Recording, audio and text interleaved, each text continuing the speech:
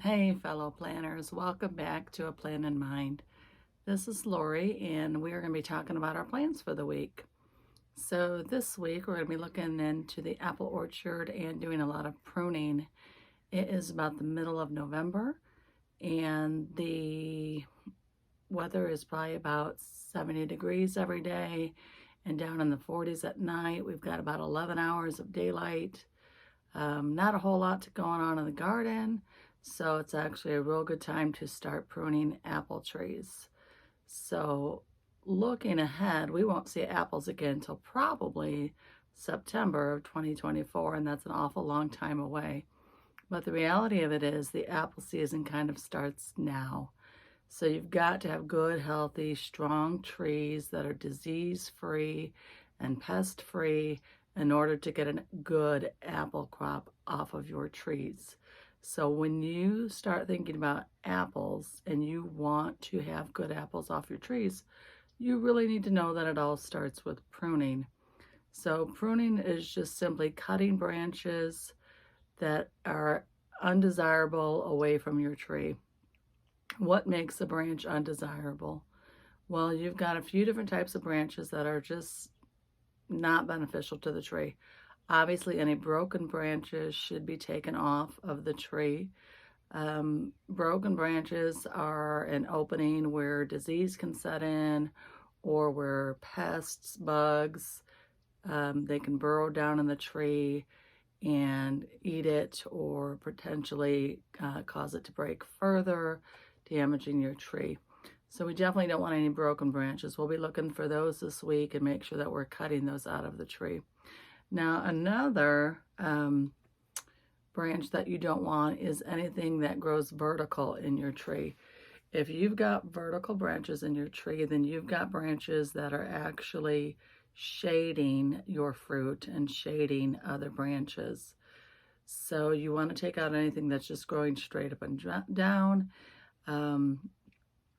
It's just not productive for the tree overall. You want to have good sunlight as well as good airflow through the tree. So anything vertical up and down needs to come out.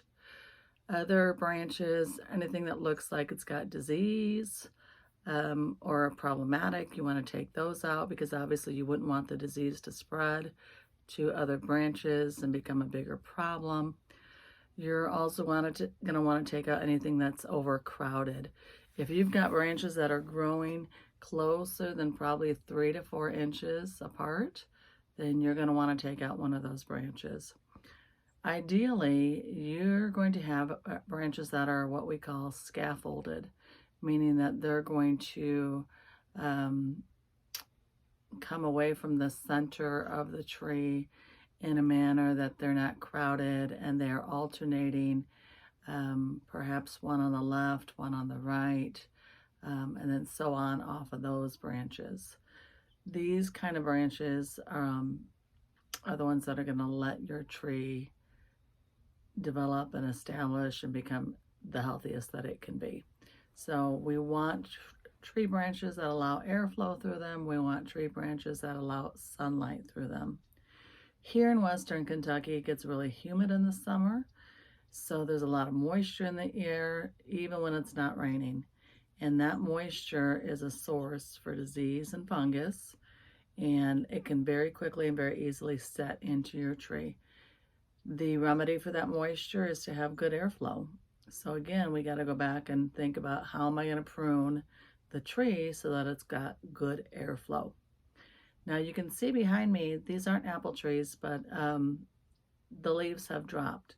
So this is one of the reasons it becomes kind of the perfect time to start thinking about pruning your trees. You can really see their structure. You can really see which branches don't belong. There's no leaves hiding any of that. So this week, the plan is to go through the orchard and begin to identify branches that need to come out. Next weekend, we'll start that process. We'll get out the cutting tools and we'll talk about those. And then we will talk about how to make good cuts. So this is kind of like a part one in a series of several steps that it will take to produce healthy apples and good strong trees. So we're going to start looking at trees. I'm just going to walk and talk you through it. We'll identify branches that don't belong. We'll talk a little bit more about why they need to come out and why these trees need to be pruned. All right, guys, we're going to head on up to the orchard. And I'm just going to give you the overview today. We're not going to get into cutting anything. There's really a lot of thought that goes into this. It's not like you just want to come out here and just start hacking down the trees and cutting on them. There's a lot of things to know about it, give some thought to, and make sure that the cuts that you make are going to be productive. It's rather time consuming to do this, so you don't want to just get out here and do, like any old thing where you're just really cutting down trees and not putting any thought into it. I think we've got about 9, maybe a couple more than that. I actually put in 3 new ones this year, but these trees, like I said earlier, are older. They are established, but they had also been let go for quite a while. So they do have some disease and they do have some problems, and we are working to remedy those. So I will give you a little bit of a tour here. We'll get turned around so you can see it. Here is, this tree is very interesting. It was the very first one that I had ever cut. And I think I actually created some problems for it. Try to get it in the screen there. You can see that at the top there are a lot of branches growing straight up. This is what I mean by you do not want to come out here and just start hacking on your tree. I took at least 1/3 out of the tree the year that I did this. It was the year before last. Well, think about it. When you cut or prune your tree, it is actually going to stimulate growth. And I did this in February, right before the growing season started for the tree. So it shot up all kinds of vertical branches. And I am still working to try to remedy that without taking too much of the tree off of it. So next to that, we've got 2 smaller trees. They're not quite as old, and I have managed to really open those up. So those trees are going to require minimal pruning this year. But then I've got some trees behind me. They are older.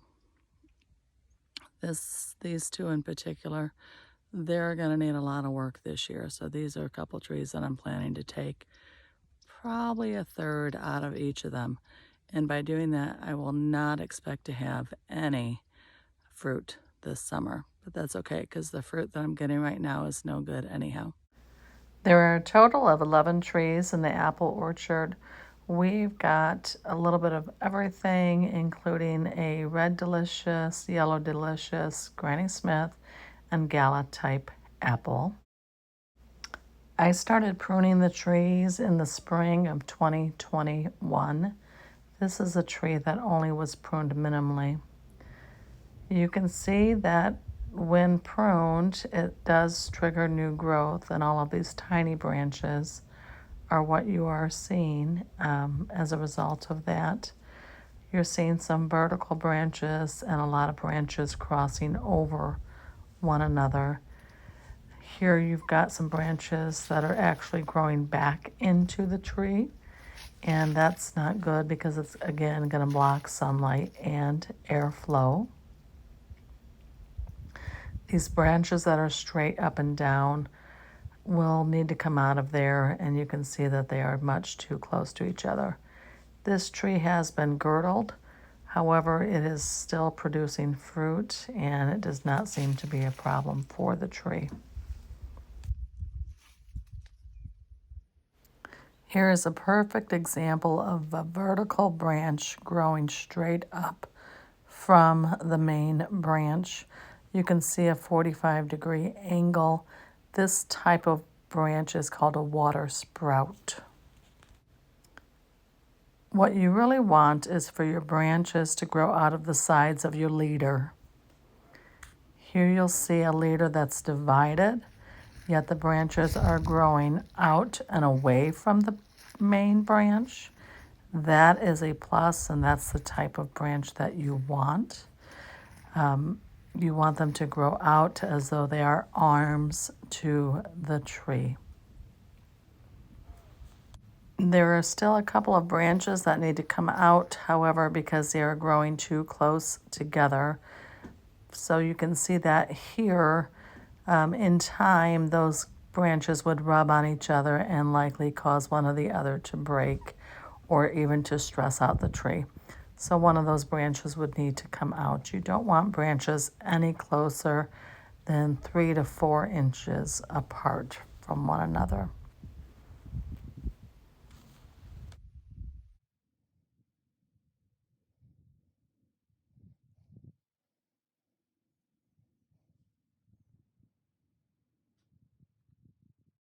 This tree produces gala-like apples. It is the first tree I had ever pruned and probably overdid it. It also has a double leader, L-E-A-D-E-R, which is the center trunk. It really should only have one, but the tree is so old and those two pieces are so established that I'm afraid that it would probably kill the tree if I took one or the other out. So instead I did a lot of pruning at the top to try to bring it back down to size, but that only resulted in top heavy growth. This tree is a good example of wind damage. You can see where it actually looks like it's been whipped to the left. You need to give some thought to where you plant your trees. If it's in an open area, you're going to get some effect from the wind. And then you've got a couple branches back there growing over one another. So that one that's actually going to the right needs to come out because it is growing back into the tree, causing for some blocked sunlight and airflow. I know the trees look like they're really opened up right now, but when you are seeing them with full leaves, they are quite closed and restricting airflow. Here's yet another tree. It is an older established tree that has had minimal pruning. This is one that I could probably take a third out of it. And of course, if I did that, I would likely not get any fruit this year. I think I'm just going to try to prune minimally and bring it down to size this year. All right, fellow planners, that is it for the plan this week. I am going to go ahead and probably use some yarn to just tie around branches that I intend to cut. And then by the end of the week, into the weekend, I'll be ready to start that process and have part 2 of this series up and ready for you by this time next week. So hope you enjoyed the video. Hope you got some information and knowledge regarding the process. And if you have any questions or comments, just put them below. Don't forget to like, share, subscribe.